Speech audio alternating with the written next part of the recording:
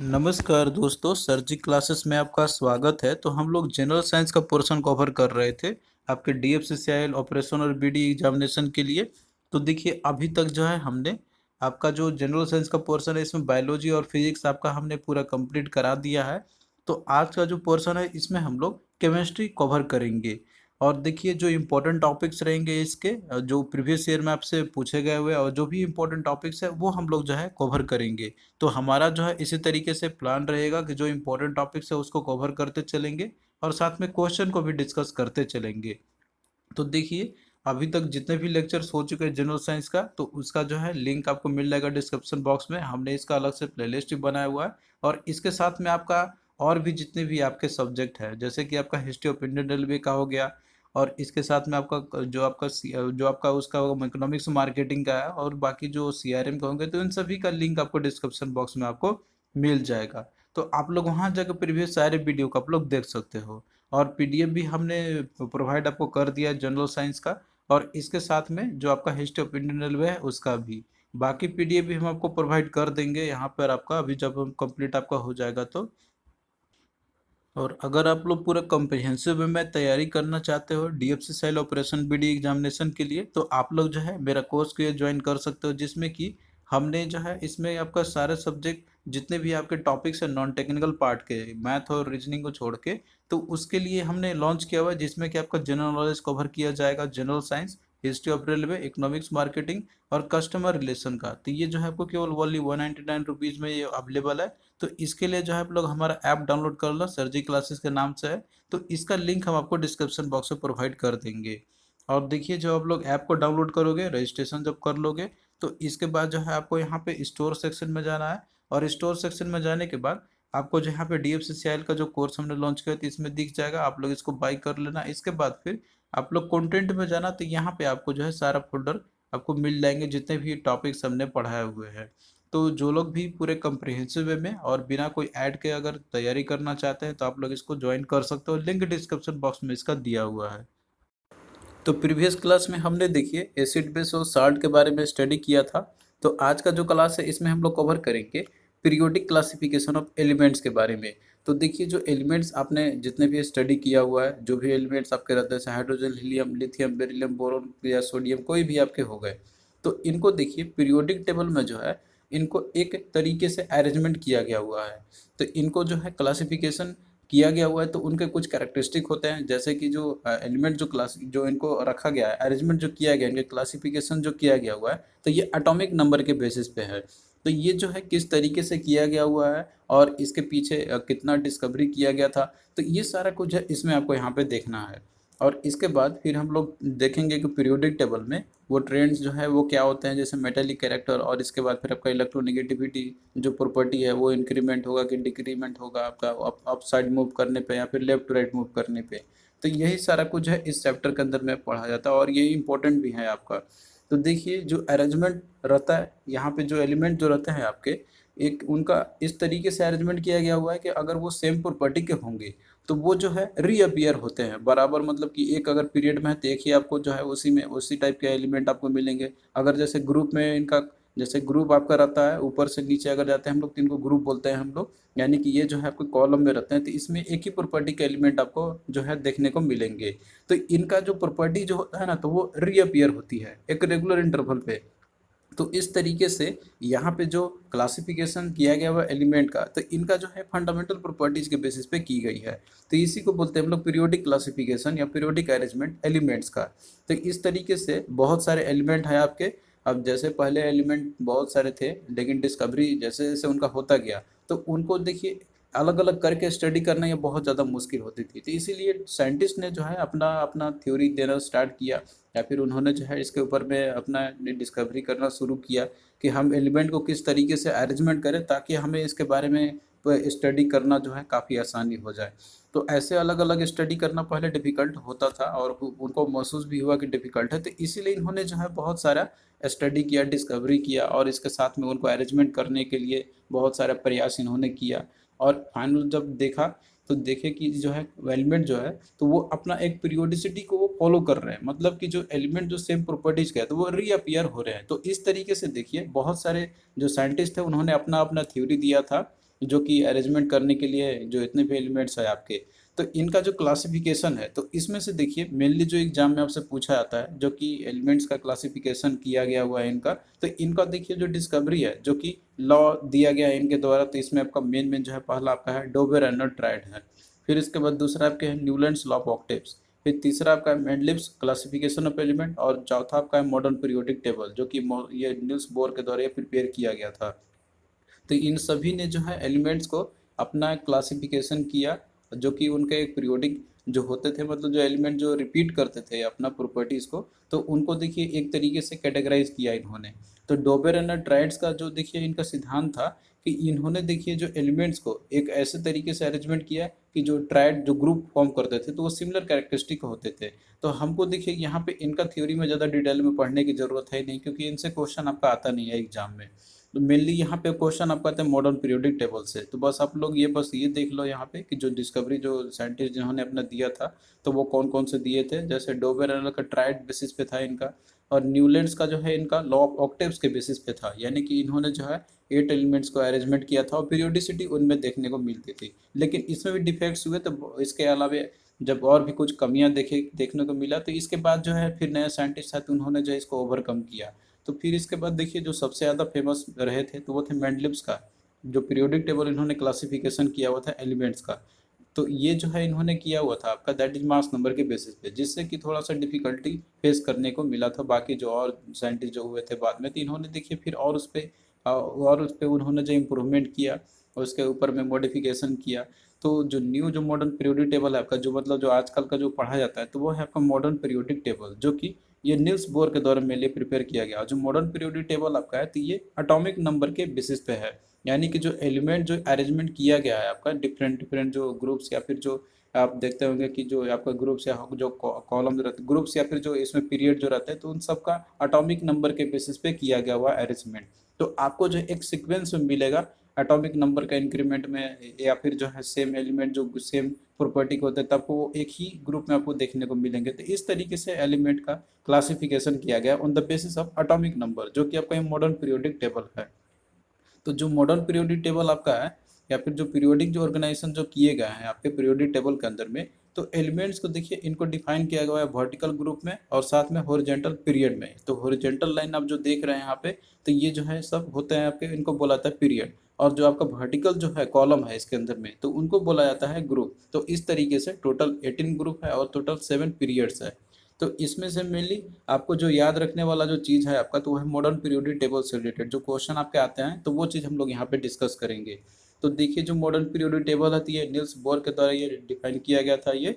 तो इन्होंने देखिए दिया था जो सिद्धांत दिया था इसमें, कि जो प्रॉपर्टीज होते हैं एलिमेंट्स के, तो वो जो है उनके एटॉमिक नंबर के पीरियोडिक फंक्शंस होते हैं वो, यानी कि वो जो है एटॉमिक नंबर पे जब इन्होंने अरेंजमेंट किया, तो देखिए कि जो एलिमेंट जो रहते हैं तो वो अपना प्रॉपर्टी को रिपीट करते हैं, मतलब कुछ प्रॉपर्टीज होते हैं उसके वो सेम फॉलो करते हैं। जैसे कि अगर आप देखते होंगे कि अगर जैसे फर्स्ट जो ग्रुप का एलिमेंट्स है, तो इनका जो प्रॉपर्टी है दो अदर ग्रुप में, मतलब किसी ग्रुप में जो और एलिमेंट है तो उनका सेम ही रहता है लगभग, यानी कि इस ग्रुप में सारे के सारे मेटल है, सभी के आउटर मोस्ट ऑर्बिट में जो है एक इलेक्ट्रॉन मतलब रहते हैं, वैलेंस इलेक्ट्रॉन 1 रहते हैं इनके। तो इस तरीके से ये जो है पीरियोडिसिटी देखने को मिलती है एलिमेंट्स का। तो इन्होंने जब क्लासिफिकेशन किया एलिमेंट्स का एटॉमिक नंबर के बेसिस पे, तो ये पीरियोडिसिटी देखने को मिला इनको। तो जो मॉडर्न पीरियोडिक टेबल आपका है, ये जो है किस पे प्रिपेयर किया गया, तो एटॉमिक नंबर के बेसिस पे किया गया हुआ है। तो यही चीज़ इन्होंने इसके बारे में मेंशन किया हुआ है यहाँ पर आपका। तो यही चीज़ इसमें लिखा हुआ है कि जब एलिमेंट अरेंजमेंट किया गया आपका according to increasing atomic number, तो वहाँ पे जो है पीरियोडिसिटी देखने को मिलती है इलेक्ट्रॉनिक कॉन्फ़िगरेशन का, और यही जो है पीरियोडिसिटी देखने को मिलती है उनकी केमिकल प्रॉपर्टीज पे भी। तो इसके अंदर में देखिए जैसे कि हॉरिजॉन्टल रोज रहते हैं, हॉरिजॉन्टल रो आपका ये जो सारे रो आपका हॉरिजॉन्टल रो है, इनको पीरियड्स बोला जाता है। और जो वर्टिकल कॉलम है आपके इस तरीके से, तो ये जो होता है उनको बोलाता है ग्रुप्स। तो इस तरीके से जो टोटल जो पीरियोडिक टेबल है आपका, इसके अंदर में टोटल जो पीरियड है, तो वो टोटल 7 पीरियड्स है, मतलब टोटल 7 हॉरिजॉन्टल ग्रुप्स है आपके, टोटल 7 हॉरिजॉन्टल पीरियड है आपके एक्चुअली में। और 18 ग्रुप्स है, ग्रुप्स मतलब जो कॉलम वाला पोर्शन आप देख रहे हैं यहाँ पे।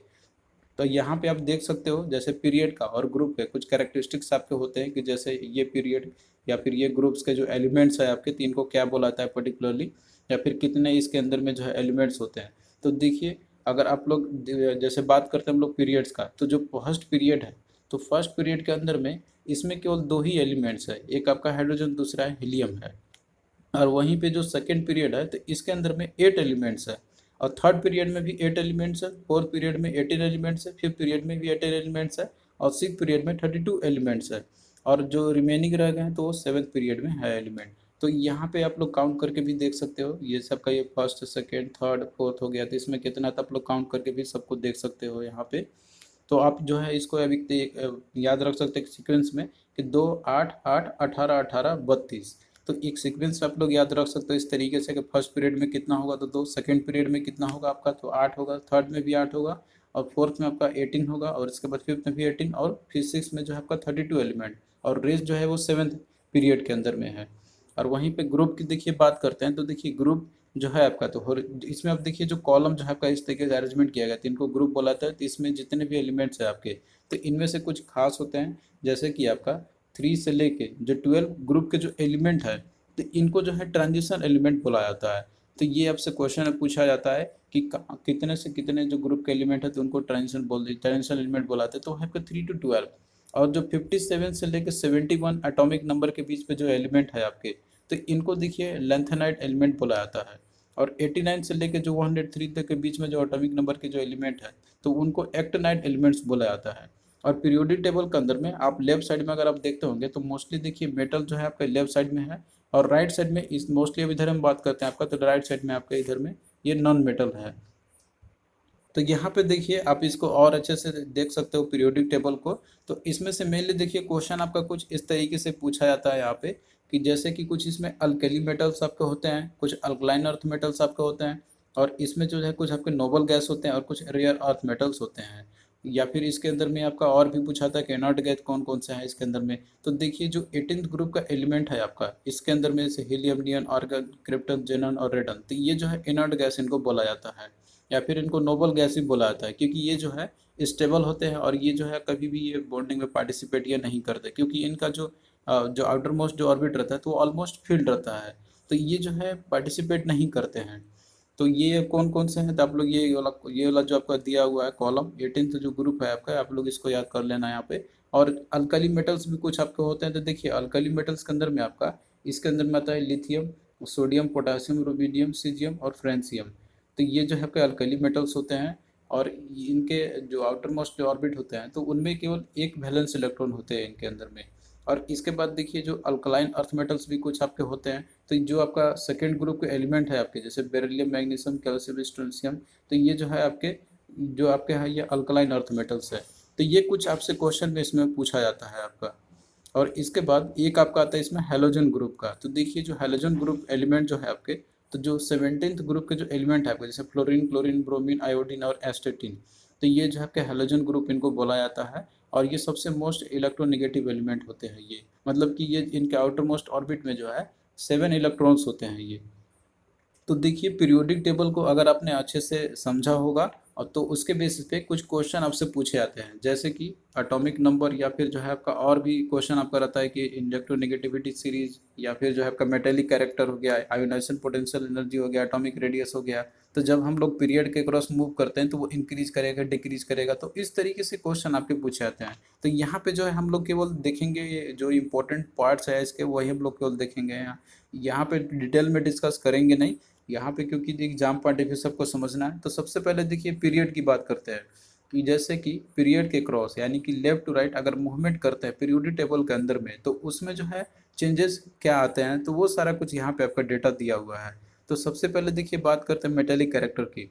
तो अगर पीरियड आपका जैसे ये होता है, यानी कि जो हॉरिजॉन्टल जो रो आपके रहते हैं पीरियोडिक टेबल के अंदर में, तो जब लेफ्ट टू राइट अगर मूव करते हैं तो देखिए जो मेटेलिक जो प्रॉपर्टीज है एलिमेंट्स का, तो वो आपका डिक्रीज करता है, क्योंकि देखिए जो मेटल्स जो होते हैं तो वो पीरियोडिक टेबल के अंदर में आपको मोस्टली वो लेफ्ट साइड में है।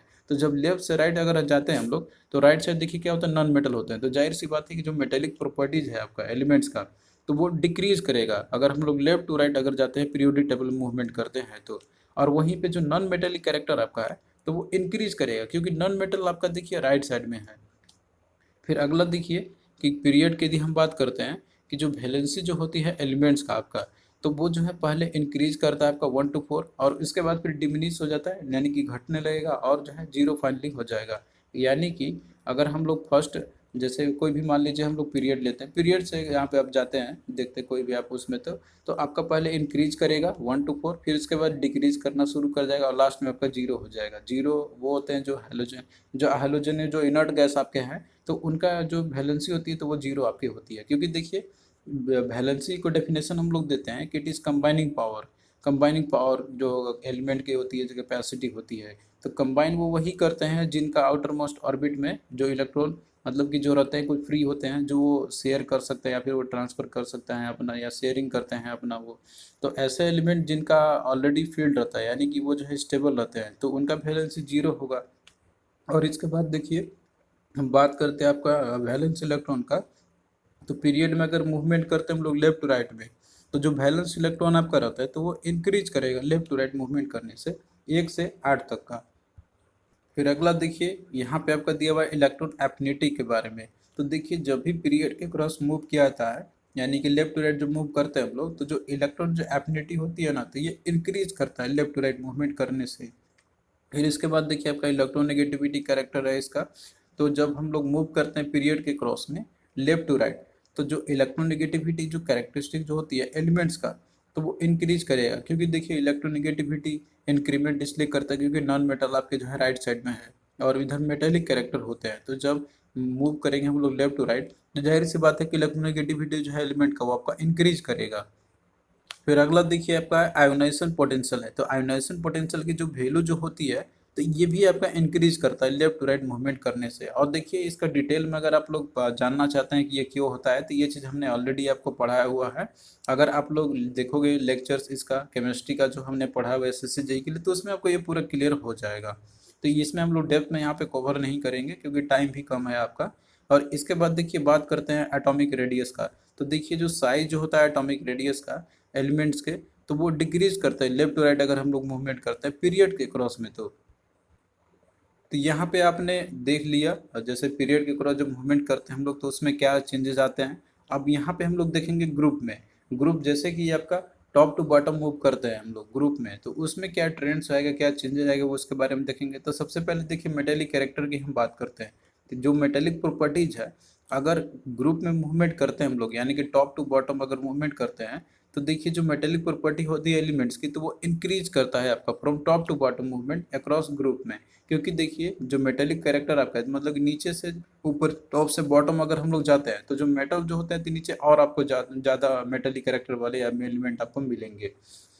फिर इसका अगला देखिए, इसमें आपका वैलेंसी की हम बात करते हैं। तो देखिए जो वैलेंसी जो होता है एलिमेंट्स का, कोई भी आप पर्टिकुलरली ग्रुप में आप देख सकते हो उठा के, तो उसकी जो वैलेंसी होगी कोई भी पर्टिकुलरली ग्रुप का, तो वो देखिए सेम ही होगा उनका जितने भी एलिमेंट्स रहेंगे ग्रुप के। क्योंकि देखिए जो एलिमेंट्स रहते हैं आपके ग्रुप के अंदर में, तो उनका देखिए जो आउटर मोस्ट ऑर्बिट में जो इलेक्ट्रॉन जो होते हैं ना, तो वो सेम ही होते हैं। तो जब सेम रहेगा, तो जितना आउटर मोस्ट ऑर्बिट में इलेक्ट्रॉन जो रहते हैं, तो उसी से निकाला जाता है आपका वैलेंसी। और वैलेंसी वो जैसे कंबाइनिंग पावर कैपेसिटी होती है, तो इस तरीके से क्या रहेगा उनका सेम रहेगा।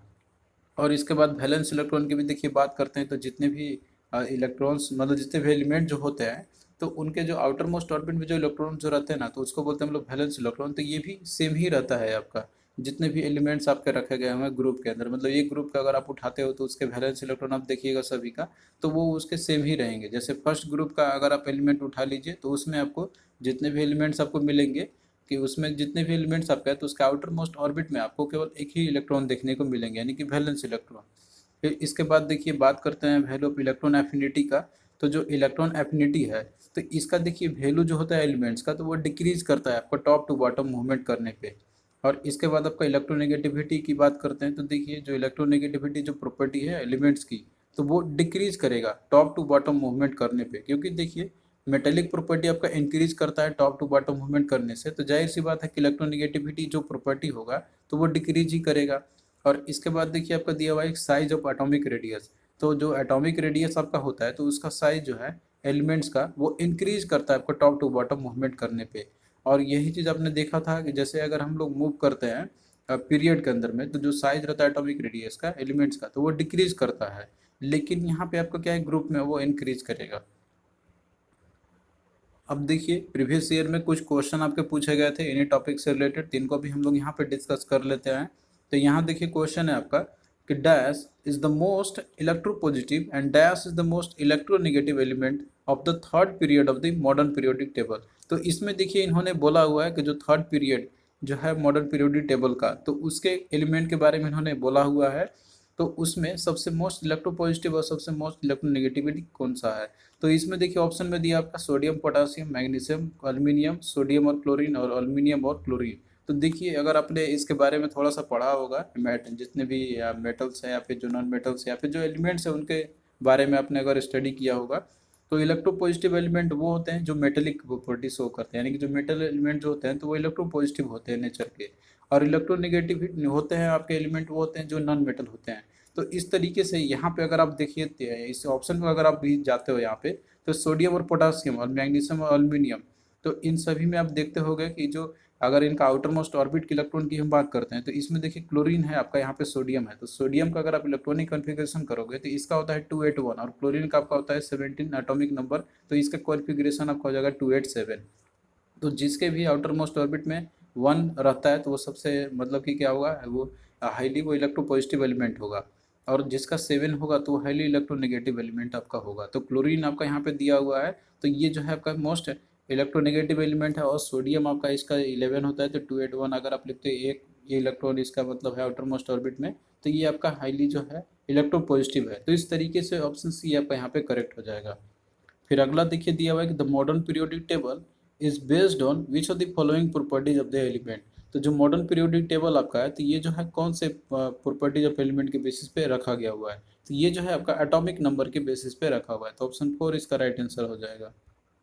अब भाई यहाँ पे हम लोग कुछ और क्वेश्चन देख लेते हैं। तो क्वेश्चन देखिए आपका है कि the only non metal which is liquid at room temperature is, यानी कि एकमात्र ऐसा नॉन मेटल कौन सा है कि जो कि लिक्विड होता है रूम टेम्परेचर पे। तो यहाँ पे देखिए ऑप्शन में आपको दिया मरकरी, ब्रोमीन, क्लोरीन और गैलियम। तो इसका देखिए आपका राइट आंसर ब्रोमीन आपका हो जाएगा। तो ब्रोमीन जो है आपका, तो ये केवल एकमात्र ऐसा नॉन मेटल है जो कि लिक्विड होता है रूम टेम्परेचर पे। इसके अलावा देखिए जितने भी आपके नॉन मेटल होते हैं आपके, तो वो जो है रूम टेम्परेचर पे सॉलिड होते हैं, लेकिन ब्रोमीन आपका ये एक्सेप्शन है इसका कि ये जो है आपका लिक्विड रहता है रूम टेम्परेचर पे। तो आप लोग इसको याद कर लेना, इंपॉर्टेंट क्वेश्चन है। फिर अगला क्वेश्चन देखिए दिया हुआ है कि which one of the following is not alkaline. तो इनमें से कौन सा जो है आपका अल्कलाइन नहीं है। तो देखिए अल्कलाइन, अल्कली और अल्कलाइन अर्थ मेटल के बारे में हमने आपको बताया था कि जो पीरियोडिक टेबल आपका दिया हुआ है, तो उसमें जो फर्स्ट जो ग्रुप के एलिमेंट है तो वो अल्कली मेटल्स होते हैं, और दूसरा जो ग्रुप के एलिमेंट्स है वो आपके अल्कलाइन अर्थ मेटल्स होते हैं। तो इस तरीके से अगर आप ऑप्शन देखते हो यहाँ पे, इसमें दिया हुआ है सोडियम, पोटासियम, लिथियम, और इसमें आपका दिया हुआ है सल्फर। तो इसमें देखिए सोडियम, पोटासियम और लिथियम जो है आपका, तो ये जो है आपके ये एग्जाम्पल आपके जैसे कि जो अल्कली मेटल्स है उसके आपके हैं, लेकिन यहाँ पे आप देखते हो कि अल्कलाइन अर्थ मेटल के जो होते हैं, तो इस केस में आपका जो है सल्फर है। तो यहाँ पे देखिए जो मेटल जो आपके होते हैं ना, तो ये ऑक्साइड बनाते हैं जो कि होते हैं ये बेसिक नेचर के, और वहीं पे जो नॉन मेटल होते हैं तो वो आपके ऑक्साइड बनाते हैं जो कि उनका वो एसिडिक नेचर का होता है। तो यहाँ पे एग्जाम्पल का देखिए वही दिया हुआ है कि जैसे सल्फर है और आपका कार्बन है, तो ये जो है आपके दोनों क्या है, ये आपके नॉन मेटल्स है। तो इस तरीके से ये आपके क्या है, ये अल्कलाइन नहीं होंगे। यहाँ पर आपके नॉट अल्कलाइन के बारे में पूछा गया था। तो इस तरीके से आपका ये क्या है, ये आपका जो है बेसिक नेचर, ये जो है आपका बेसिक नेचर नहीं बनाएगा, आपका ये क्या बनाएगा, एसिडिक नेचर बनाएगा। तो बाकी जितने भी आपके यहाँ सोडियम, पोटेशियम और लिथियम, तो ये जो है आपके ये अल्कलाइन होते हैं, मतलब कि अल्कली जो आपके मेटल जो है एक्चुअली में, तो ये बेसिक नेचर का होता है क्योंकि ये मेटल्स हैं आपके सारे के सारे, और जो नॉन मेटल्स होते हैं तो वो तो आपका एसिडिक नेचर का होगा। तो इसी से अभी आप लोग यहाँ पे बता सकते हो। तो सल्फर जो है आपका, ये इसका ऑप्शन डी है, राइट आंसर हो जाएगा। तो थैंक यू दोस्तों, कैसा लगा आपको ये लेक्चर आप लोग कमेंट करके ज़रूर बताना, और आगे भी देखिए आपका इसी तरीके से क्लास चलता रहेगा। तो चलिए फिर मिलते हैं नेक्स्ट वीडियो में, तब तक के लिए बाय।